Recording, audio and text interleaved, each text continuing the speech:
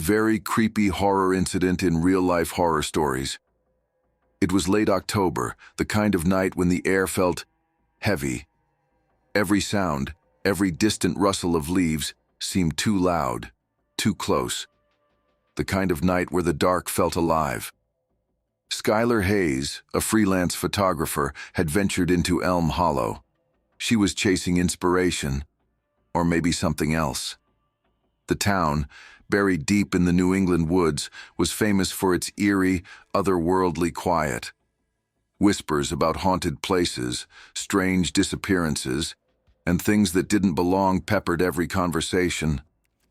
But Skylar didn't scare easily.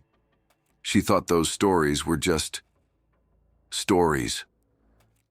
When she asked the locals about abandoned places to photograph, they all pointed her toward one house, the Harper house. "Oh, you don't want to go near that place," an old man had said, his voice shaking. "Bad things happened there. Terrible things." Another woman chimed in, her voice barely a whisper. "People say it watches you, like it's waiting for something." A third warned, "If you go in, you might not come out." Skylar listened, amused. She loved a good ghost story, and she wasn't one to back down. So, armed with her camera, flashlight, and determination, she set out toward the Harper house just as the sun sank below the horizon. The path to the house was wrong. The dirt trail was overgrown, as if the forest itself was trying to hide it. Vines twisted across the ground like the forest was alive, deliberately trying to trip her. The deeper she walked, the quieter it became. No crickets, no rustling leaves, just her boots crunching against the dirt. And her breathing. When the house finally came into view, she stopped dead in her tracks. It wasn't just abandoned. It looked like it was rotting. The two-story structure sagged under the weight of time, its wood blackened with decay. Trees loomed around it, their branches reaching toward it like claws. The windows were shattered, and the front porch leaned at an impossible angle. Skylar swallowed hard, a chill racing down her spine. She shook it off. Just an old house. Nothing to be afraid of. She raised her camera and took the first photo. The flash lit up the house, and for a split second, just a split second, she thought she saw movement in the upstairs window. Her chest tightened. She froze, staring at the window. Nothing moved. It was just empty. She laughed nervously to herself. "Get a grip, Skylar. It's just shadows." She climbed the creaking porch steps, her flashlight casting long, eerie beams of light. The door, warped and splintered, opened with a low, drawn-out groan. Inside, the air was thick. It smelled of damp wood, mildew, and something faintly metallic. The kind of smell that made your stomach turn, though you couldn't quite place why. Her flashlight revealed a grand staircase at the center of the foyer. Above it hung a chandelier, its crystals dull, coated in years of dust. The walls, they were covered in faded, peeling wallpaper. Family portraits hung askew, their faces blurred and warped with age. Skylar moved closer to one of the portraits. The family was smiling, frozen in a moment that time had erased. But the eyes seemed to follow her. She stepped back quickly, her heartbeat quickening. "Just my imagination," she muttered, her voice barely audible over the pounding in her ears. She snapped a photo. The parlor was next. The furniture was overturned, covered in a thick layer of dust. A piano sat in the corner, its keys yellowed and cracked. Skylar couldn't shake the feeling of being watched. It clung to her like a second skin, making her every step heavier, every breath harder. She brushed it off. Just nerves. That's all it is. Her flashlight flickered. Once. Twice. She slapped it, muttering, "Not now." A creak sounded behind her. She spun around, the beam of her flashlight cutting through the dark. Nothing. But the air felt different, like it wasn't empty anymore. Upstairs, the feeling only grew worse. The hallway stretched before her, lined with doors.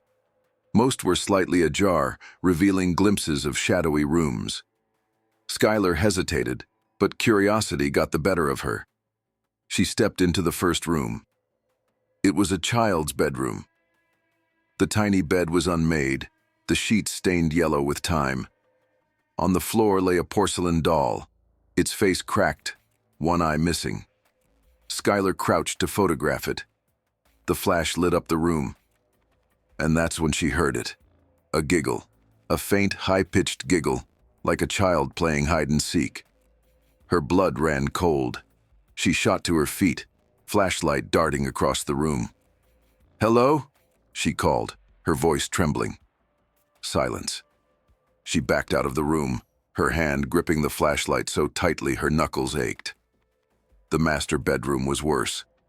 The canopy bed was broken, draped in cobwebs. A large mirror hung on the wall, cracked down the center.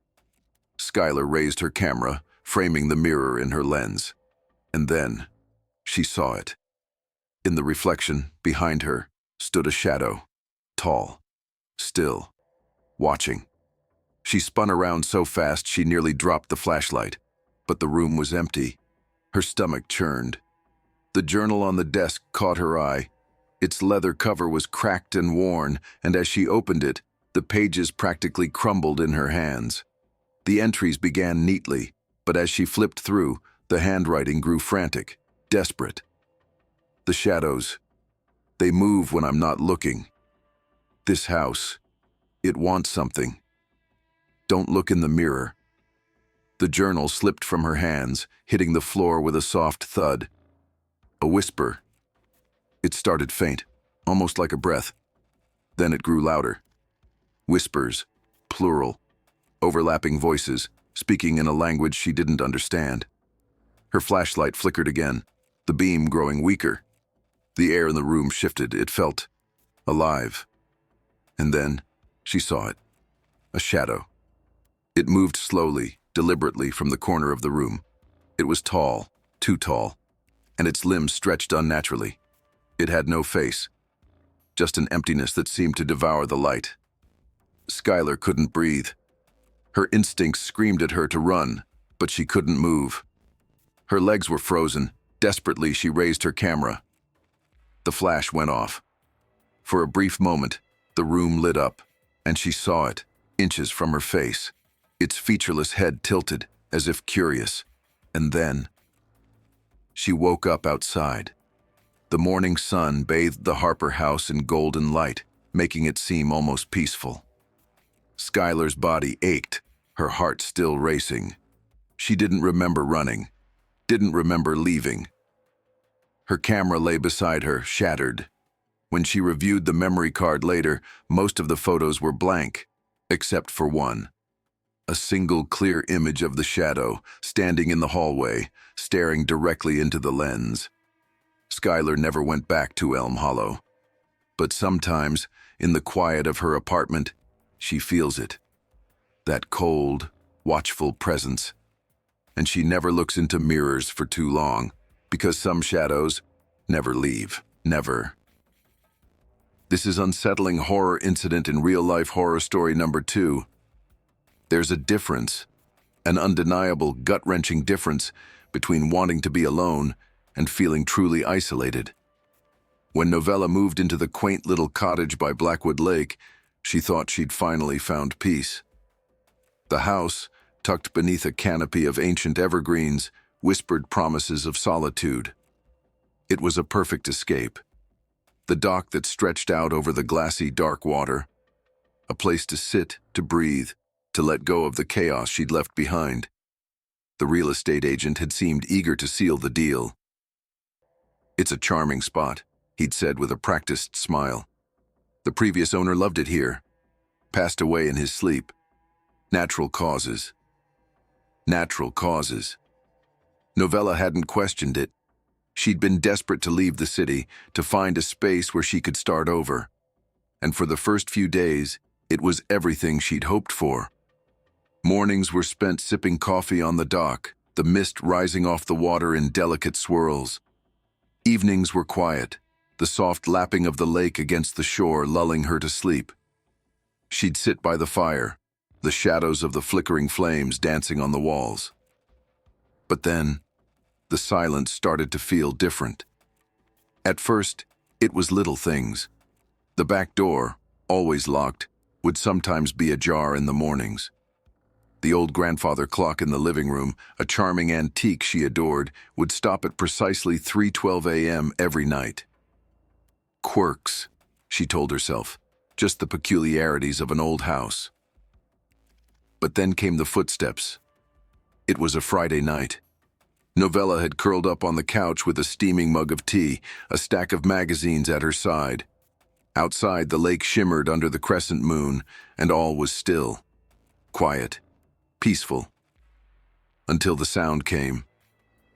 A soft creak. She froze, her mug halfway to her lips. It came again, a deliberate, measured step. Her pulse thundered in her ears. She set the mug down carefully, the ceramic rattling against the table as her trembling hands betrayed her calm facade. "Hello?" she called out, her voice thin, barely audible over the pounding in her chest. Silence. The hallway leading to the bedroom seemed impossibly dark. Shadows stretched long and deep, their edges flickering like they might move on their own. Against her better judgment, she reached for her flashlight and tiptoed toward the sound. Each step felt heavier than the last, her breath coming in short, shallow bursts. The beam of her flashlight wavered as she reached the small storage closet at the end of the hall. It was just a closet, stacked with old linens and forgotten boxes. But the air around it, it was cold, too cold. Her trembling fingers gripped the doorknob, and with a sharp intake of breath, she flung it open. Nothing. The closet was empty. She laughed nervously, the sound hollow and strained in the stillness. "I'm imagining things," she whispered to herself. But deep down, she knew. The days that followed were worse. The whispers started next, low, unintelligible murmurs that seemed to come from the walls themselves. They echoed at night, growing louder, closer, until she was sure someone was standing just behind her. But the worst, the absolute worst, was the breathing.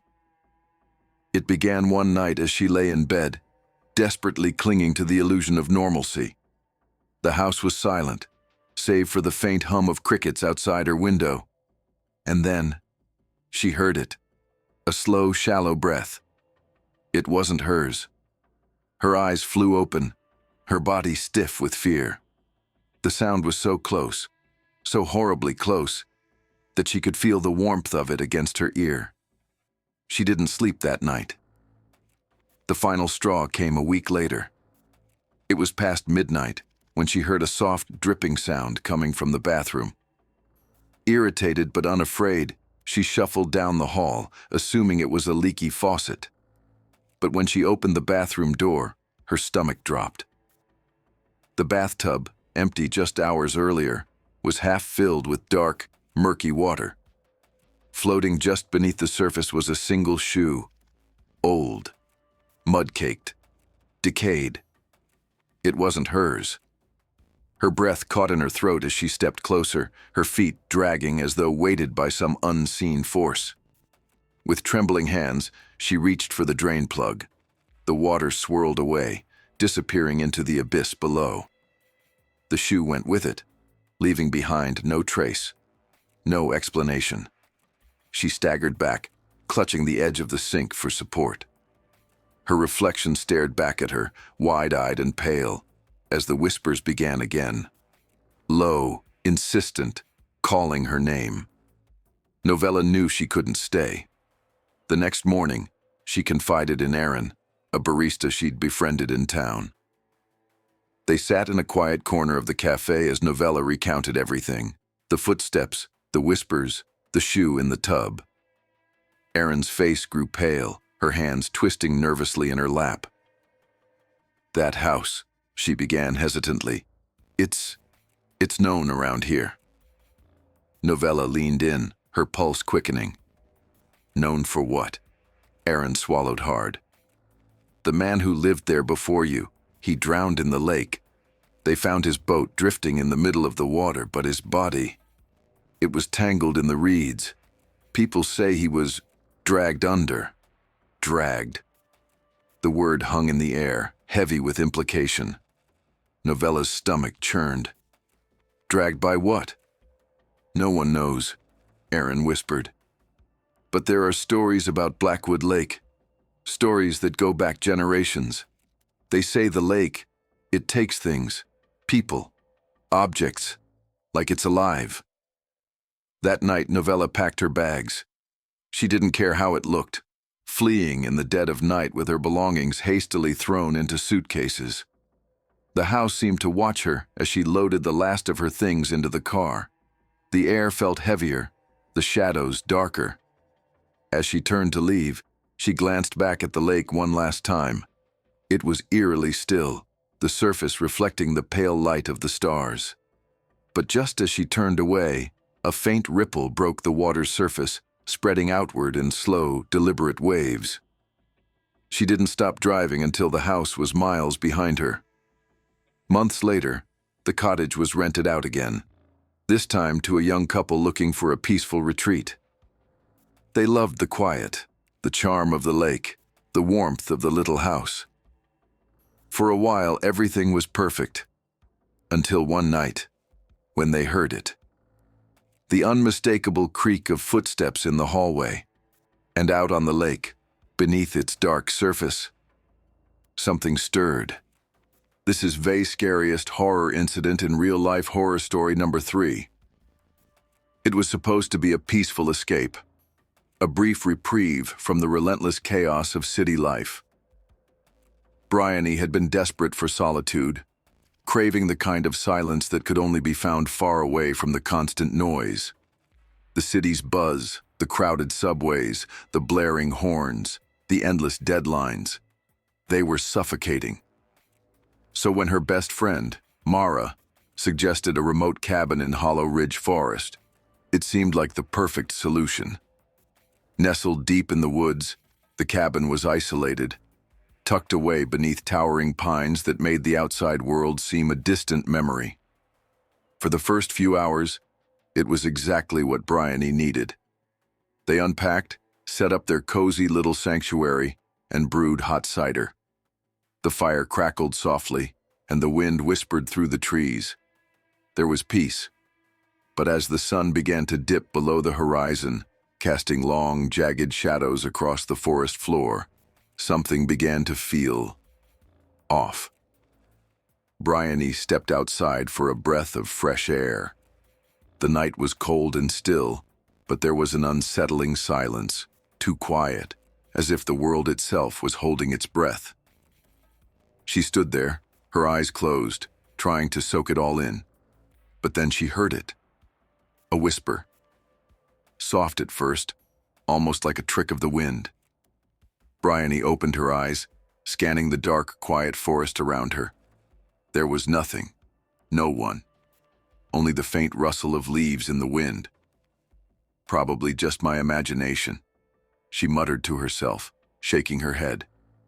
Still, an uneasy feeling stirred deep inside her. Something wasn't right. She returned to the cabin, locking the door behind her, though she wasn't sure why.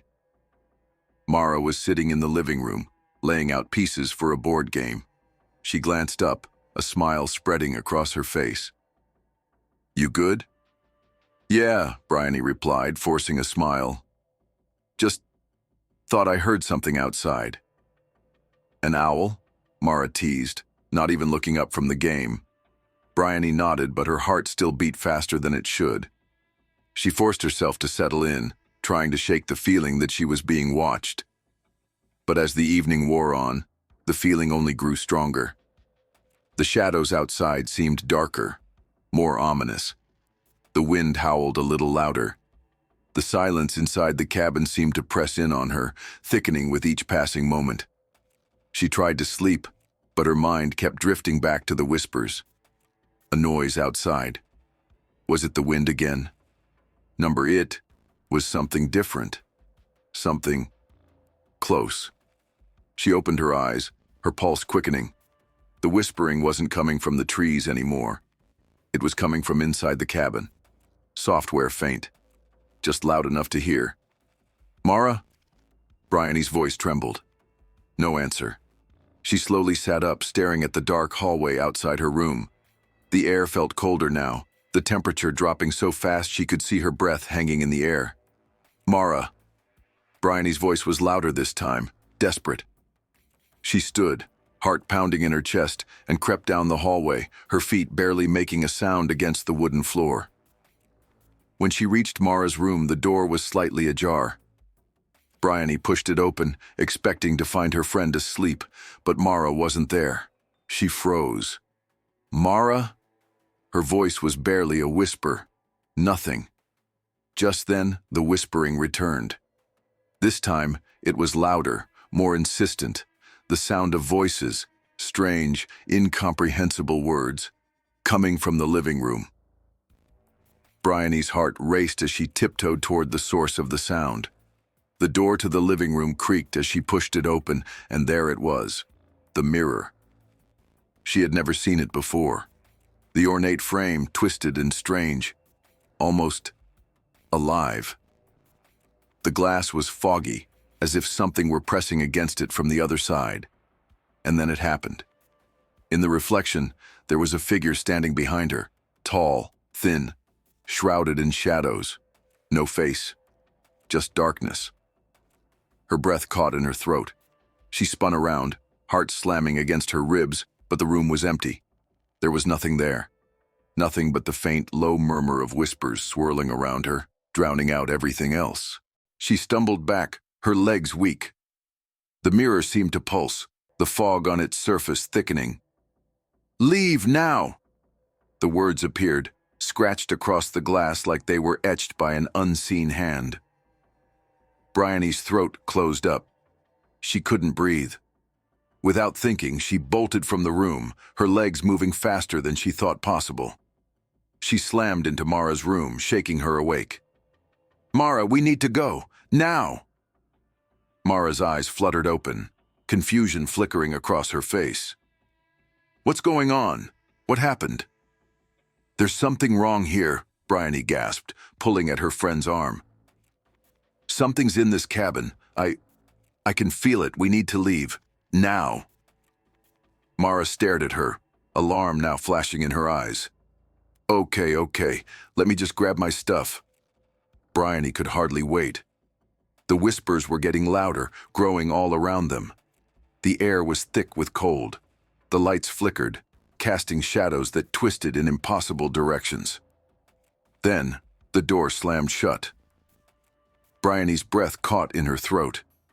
The sound echoed through the cabin like a gunshot, sending her into a panic.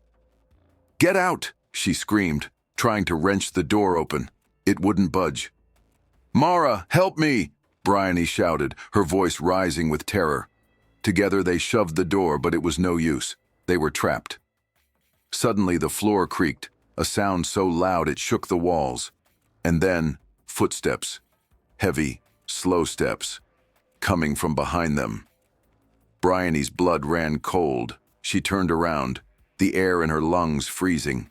The figure from the mirror stood at the far end of the hallway, dark and towering.